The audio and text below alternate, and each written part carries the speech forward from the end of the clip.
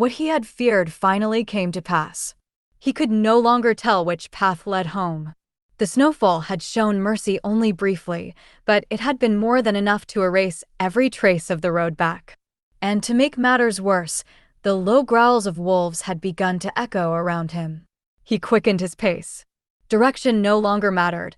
All that mattered was reaching some place of safety as quickly as possible. After a short while, his steps faltered.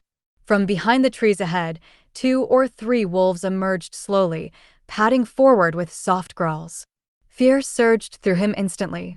The cold pierced through his sweater and spread through his body, turning him into a living statue. Seeing his condition, the wolves seemed to grin to themselves. They were about to pounce when a piercing roar tore through the air. A snow-white tiger stood before them. The sudden appearance of the tiger made the wolves hesitate for a moment, caught between shock and fear, but they did not retreat. They were not about to abandon their prey so easily. His own state was hardly different.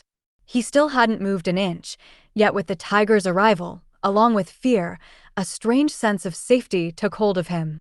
How or why, even he couldn't understand. The wolves advanced slowly, crouched low, growling. But the tiger wasted no time. In the blink of an eye, it showed them the path to freedom from life itself. The snow on the ground was soaked in red. He was still standing there. Even though he felt safe now, fear refused to let him move. As the tiger began to approach him, his eyes widened further and further. And then, a girl stood before him.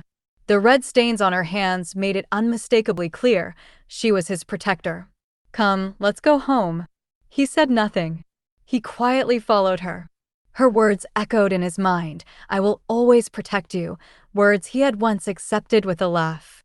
She, however, had meant them seriously, and today, she had proved it.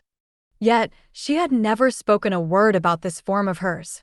All these years they had been together, lovers, yet he had never once sensed this truth. The numbness that had gripped his body moments ago now took over his mind. There had to be a reason she had never told him.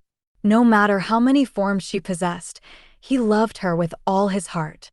Just as she had protected him, he would now protect her, by never uttering a word about this incident to anyone.